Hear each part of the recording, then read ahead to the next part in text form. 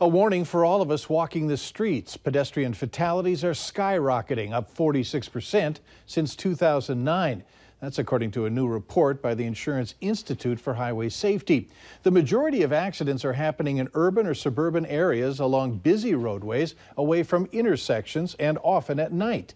The study found speed and vehicle design are also factors, with fatal crashes increasingly likely to involve larger SUVs and faster vehicles.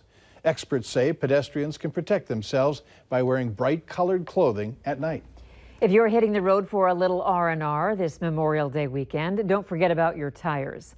Underinflated tires reduce your vehicle's fuel economy and can often increase the risk for flat tires, blowouts, or loss of tread. Keeping your tires properly inflated can save you up to 9 cents per gallon on gasoline. The National Highway Traffic Safety Administration recommends that motorists check tire pressure and inspect for wear and tear at least once a month. Residents in the Riley Acres community are on edge. This comes after the home of one of their fellow neighbors was broken into while the family was asleep in their home. The burglary was caught on the family's home surveillance video, and they are now speaking out. Valley News Team's Joseph Ojo spoke with the family, who is moved by what occurred, but they say they're very thankful the situation didn't escalate.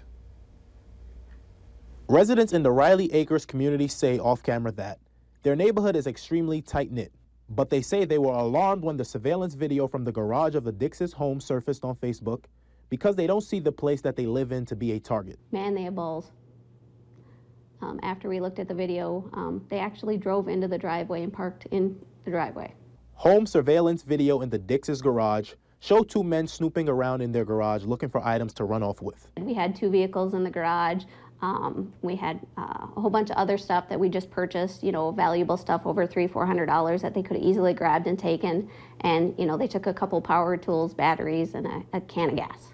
After the 2 men took off in their vehicle with some of the Dix's family items, Heather believes that the same 2 men may have targeted one of their neighbors' houses because the family woke up to items missing as well. They purchased a glove, baseball hat, a bag, about $300 worth of baseball stuff.